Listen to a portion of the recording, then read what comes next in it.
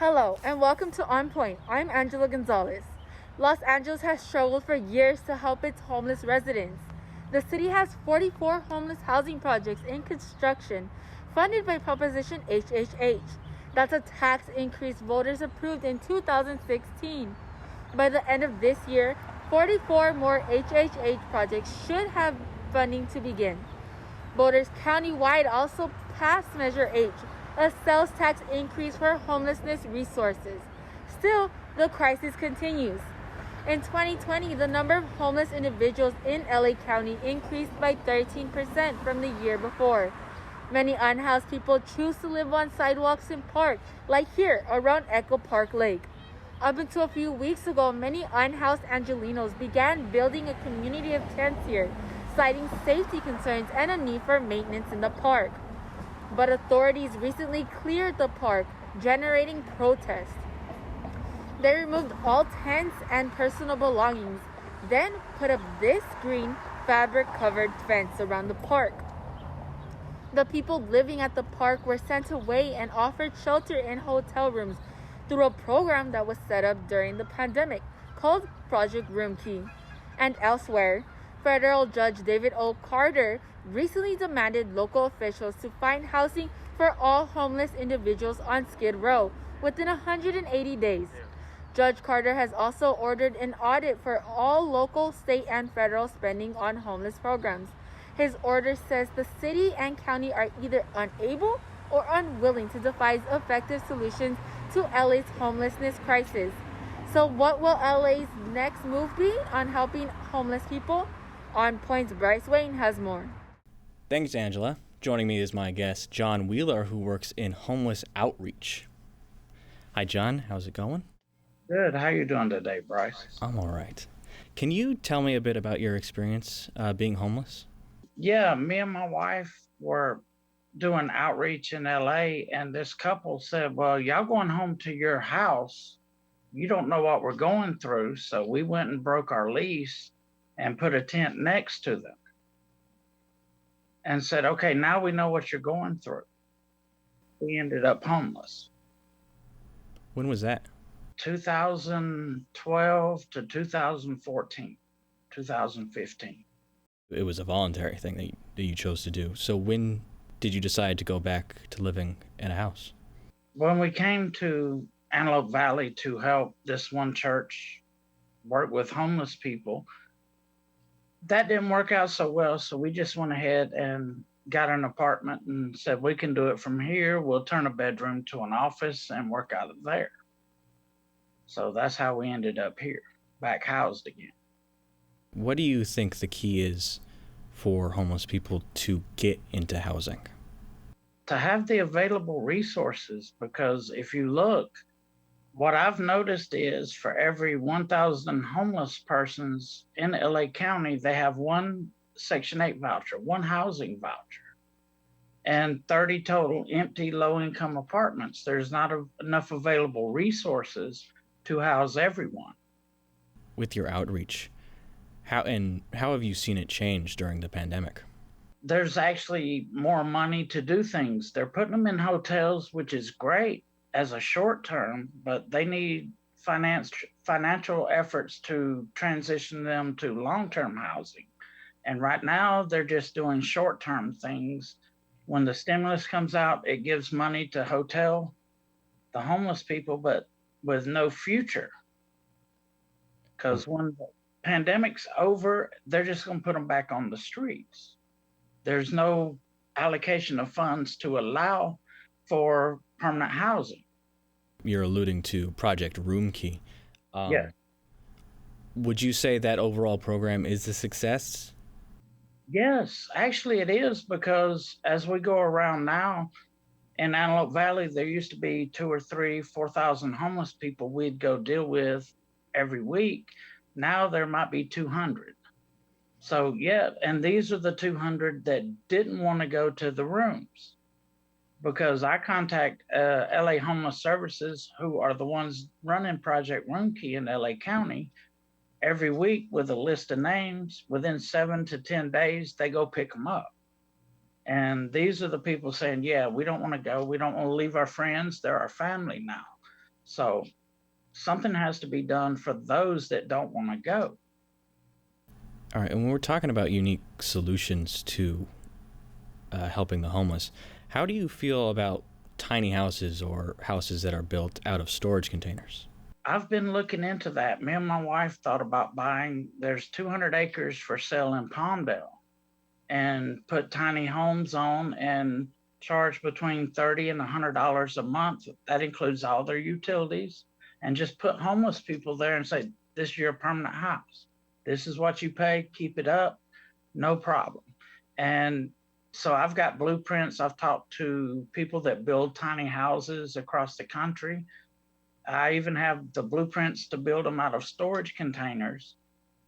I just have to get the funding for the storage containers because they can be anywhere from 2,000 to 5,000 a piece. Can you go into more detail about what you do for outreach right now? Right now, every week we'll take out food, 2 or 3 days a week, whatever we can afford, because we're not getting grants. We're doing it ourselves. If they need clothes, we take them clothes. If they need to go to doctor's appointments, we make sure to get them there. We contact LA Homeless Services Authority, LA Family Housing. They will bring doctors to the locations if they need to see doctors. They don't have to go if they don't want to. They'll bring them to them. And they're still trying to say, look, we got more rooms if y'all want a room. But that's basically what we're doing. If they need tents or sleeping bags, me and my wife will go into our savings and we'll get them a tent, sleeping bag, whatever they need. You told me earlier that you and your wife were planning to start your own outreach program. Can you tell me how that's going and what the next steps are? Well, right now I've got the paperwork ready to be filled out and filed for a federal nonprofit. I figure that it's easier to get federal than California. And if the program works in California, why not take it to other states where people are homeless? So it's called Transform Destiny. And what we want to do is transform their destiny from where they think they're required to stay homeless to seeing their own vision of home ownership. One thing I'm doing is getting a computer science degree. Is I want to teach computer programming to anyone, homeless or not, that wants to learn how to do a job that pays very well here in California. So that's what it's going to be about, making sure they're permanently housed, no short term, no nothing, and making sure that if we can get them educated, find grants, which that's what I did. I walked through the process of getting grants where I don't have to pay the money back for the college education. So I could help others do the same, because the way me and my wife work it is, if there's a program out there, I will go through it. I'll find out one person who says, I got this, this, and this that's keeping me from getting housing. And I'll go find an agency and tell them I have this, this, and this. And they'll tell me, okay, come do this. And it's usually fill out paperwork. And we also help people that want to get clean, that are tired of drinking or doing drugs. We have connections with 6 or 7 rehabs that will take them within 24 hours of calling. We spoke to Haven Hills housing navigator Alejandra Olguin. She says it is important to provide people with the proper resources to avoid becoming unhoused again. The more tools you have, the more likely you are to get paid more than the minimum wage. And that can assist with having that income for you to sustain that home. With her thoughts, John, what tips do you think, or what advice, or what's important for people to know to avoid becoming unhoused after they've been housed again?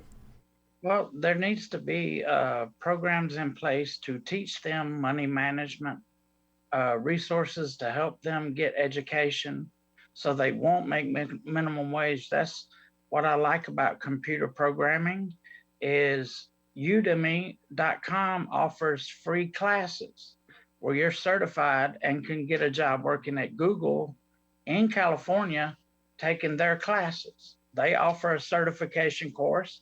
You do their certification, they'll hire you. Google starts paying at $92,000 a year for junior software developers.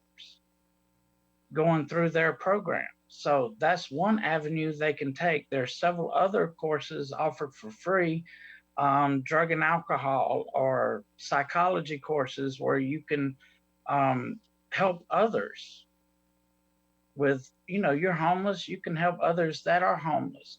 You can work for LA Family Housing, LA Homeless Services Authority, and LA on like Union Rescue Mission, Weingart, the LA Mission. They look for people that were homeless that are now housed to come back and help others achieve the same results. And they start you out at about 65,000 a year to do that. Let's hear more from Haven Hills Housing Navigator Alejandra Olguin. She spoke with On Point's Daniela Torres. How do you feel about LA and how the LA community is handling, the homelessness situation in our area? I mean, we're talking about it, so that's always a plus, right? I see it in the news all the time, so I'm like, yeah, like something's gonna happen.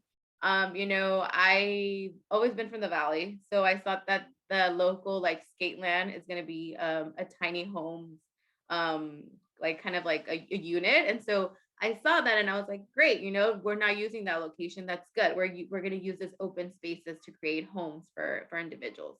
But I think unless it's something permanent for clients, unless it's something that is also going to provide like mental health assistance, substance abuse assistance if they have that, it's really, I don't know if it's attainable, just because the need, most individuals that are homeless, of course, is because the cost of living is so high, but it's also because they have so many other factors and barriers. So it could be like substance abuse, like I said, mental health. And so I feel that unless, they provide those services along with the housing, it's just going to be really, really hard to accomplish. Also, I saw that the minimum wage may be going up to 15, so that's a plus. Unless I really think that we find more affordable units and income-based units, it's just really hard because, like I said, they require 3 times the rent. That's a lot of money. For example, you're renting something $1,500, you have to make about like almost $5,000. Even sometimes with a college degree, you're not making that. And so, what do we expect of like our minimum wage employees? So I think unless we do something about having more income-based or even like rent control buildings, then unless our hourly rates like increase dramatically, I don't really have an answer. But I do like that there's more involvement. I do like the tiny homes. I know that I have some colleagues that are like, oh, I don't know if that's necessarily right, but I like that we're starting to put a roof over our homeless individuals, and we're realizing that it's such a huge problem. Yeah, so the tiny homes, I saw it. I thought that was pretty cool too. Right here in North Hollywood, not too far from us. And I thought it was a good way just to, get a lot of, people who are unhoused, out of the streets, out of other people's homes. And kind of just, just move them forward. But what I was thinking about is, a lot of this housing, like you said, is temporarily. And I was thinking, well, where do they go once their time in these homes is up? Are they, you know, um, helping them get housing, or are they just housing them for a period of time and then, the person is, left to, find housing on their own? How do you feel about that? Do you see a lot of people who are provided housing go back to being, unhoused, homeless after situations like this?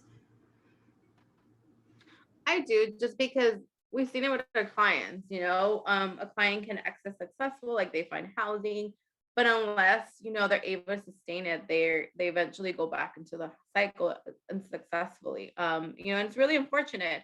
But like I said, sometimes because we have housing first, we're able to assist clients in educational and workforce programs. So I know we had a client that did like a medical assistance program.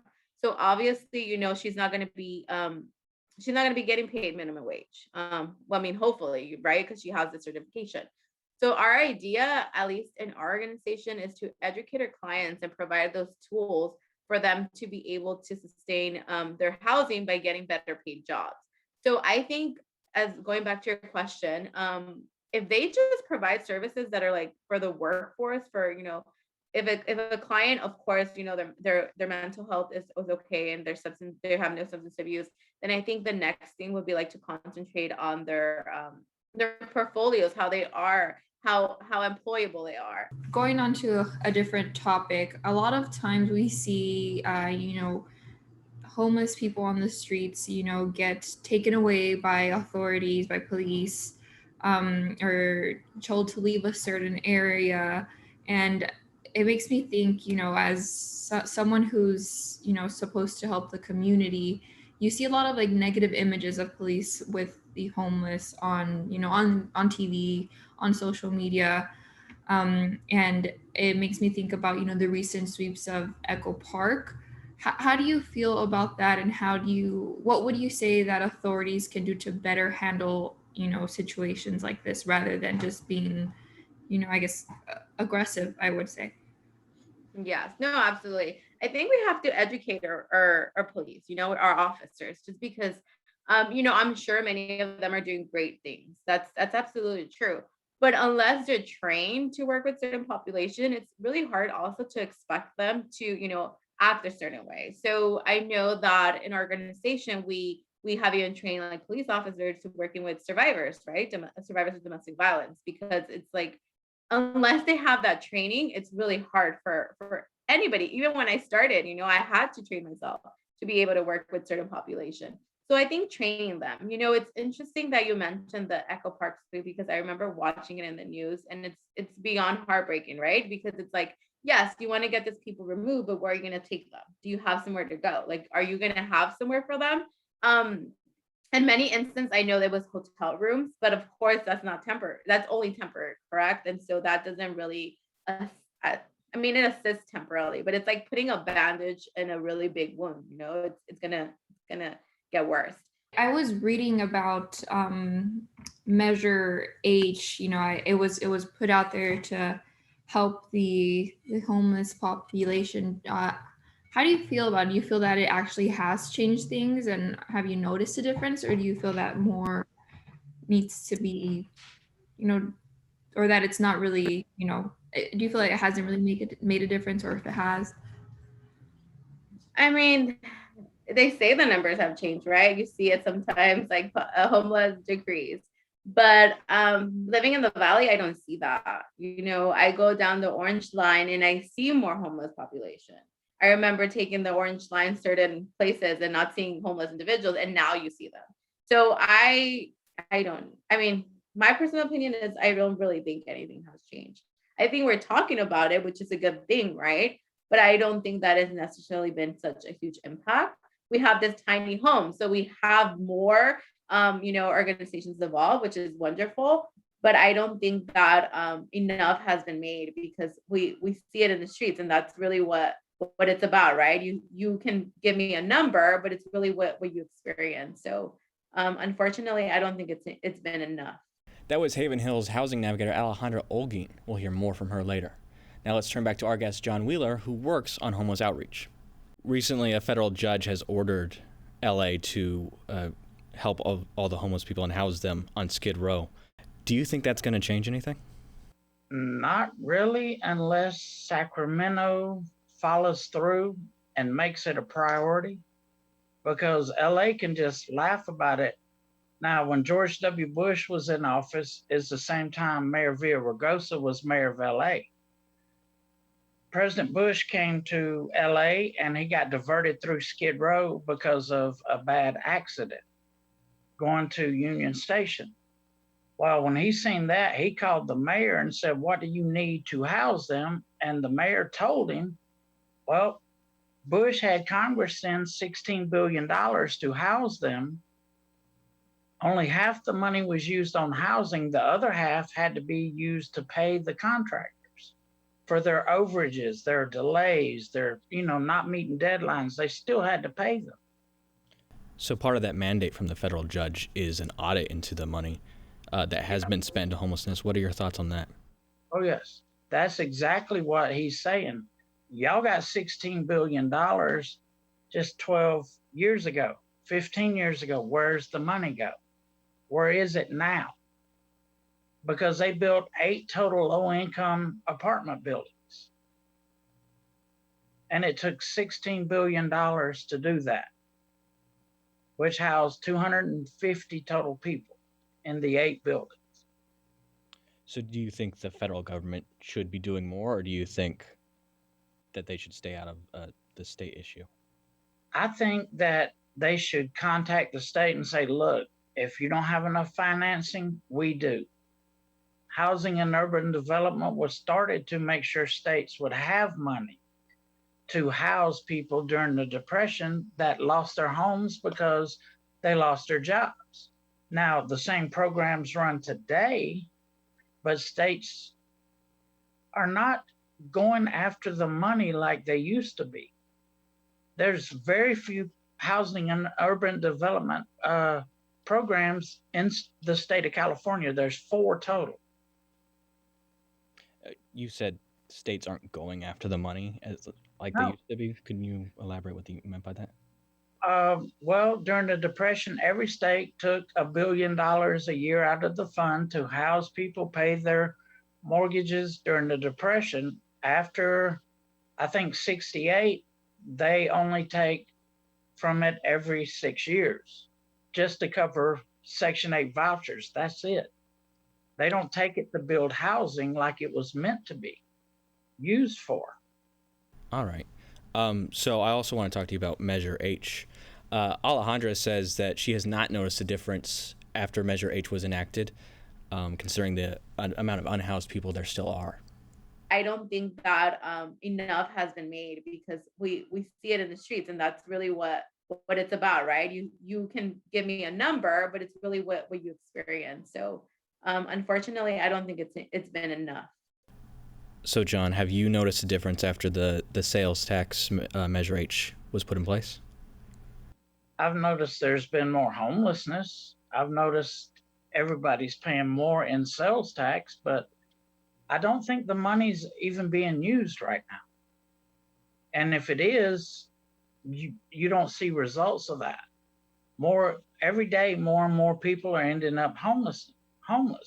It doesn't have to do with drugs or alcohol. Most of the time, it's they lose their job, they can't afford to pay their bills. But Measure H, no, I have not seen any improvements. Since Measure H and Prop HHH, which was a $1.2 billion fund to build housing in LA, passed, homelessness has gone up. Do you think that means the funds aren't being spent well, or that the programs the city and the county are funding are not working well? I'd say about half the programs they run are useless. They're just people there, all they're wanting to do, they don't have a heart to help anyone that's homeless. They're there to get a paycheck, run through the motions. That's it. Oh yeah, I'll get to you. I have 30 other people I have to work with. That's just an example of some of the things people hear. And it's disheartening to know they're raising this money. The federal government is offering all kinds of money. What do you think authorities like police or security should do to help the homeless population rather than scare and send them away? I have signed up to be a community outreach volunteer with the LA Sheriff's Department. My paperwork's not been approved yet, but I would go with them when they deal with the homeless. Now, if they can find people that were homeless and are now housed to work alongside the Sheriff's Department, LAPD, whatever law enforcement agency it is, to have them go out with them, it would help. There'd probably be less arrests, less violence. All right, and then moving on just a bit, what do you think the next steps for the city and county in LA of LA should be? Take the money that they have left over from the Project Room Key and create low-income housing for others. That way they can move them from the hotel rooms straight into their permanent housing, and they don't have to worry about putting them back on the street. And how can the average person help? Call your congressman, complain to your representatives, state and federal level, that nothing is being done. Go out and just sit down and talk with the homeless people. Do you know More people are surprised that I can go talk to 200 homeless people and remember every one of them's name. The homeless people are like, whoa, wait, you remember my name? They get a smile that somebody remembers them. Somebody cares that they were willing to sit down, take time to talk with. That's all the time we have. Thank you so much, John, for joining us. Thank you, Bryce, and thank you for having me.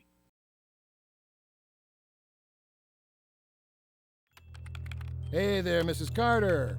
You can earn over 10% on your money if you deposit your savings into our investment lucky program. sweepstakes winner. Mrs. Just Carter, enter your Grandma? contact Enter your information checking and account your information. winnings will Grandma, be it's mailed me. to Please you. help me. I'm stuck in Ohio and my wallet was stolen.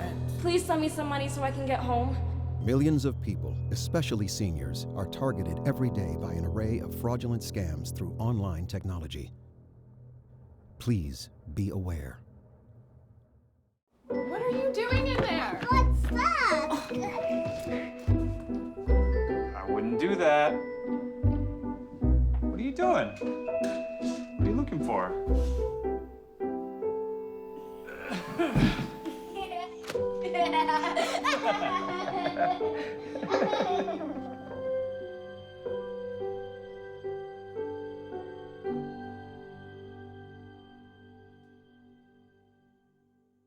When I was in foster care, I never knew when I would have to move, so I always had my suitcase ready to go. Then one day, I was adopted. My new parents opened their hearts and home to me. My parents cook my favorite breakfast for me every morning. My parents take me on trips I never thought I would go on. They gave me a home and an even better reason to use that suitcase. My parents aren't perfect, but they're perfect for me.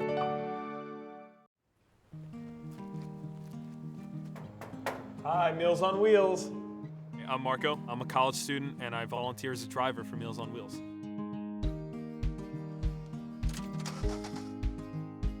I think it's awesome meeting these people. I mean, they're so interesting. They've had so many wonderful experiences in life. Your community helps to raise you up into the person that you become. Meals on Wheels is a great way to give back to that community. I came to CSUN to learn. I came to CSUN to grow. I came to CSUN to prepare. I learned to question, to answer, to encourage. I grew as a mentor, an ally, an advocate. I left CSUN prepared to uplift and embolden, prepared to challenge and inspire, prepared to teach. I'm Rebecca Milwaukee, and I'm a Matador. Thank you for watching On Point. You can follow us on social media at CSUN On Point. You can hear us on KCSN 88.5 FM on Sunday mornings. You can also watch us on LA 36 and on Santa Clarita Valley Television. I'm Angela Gonzalez.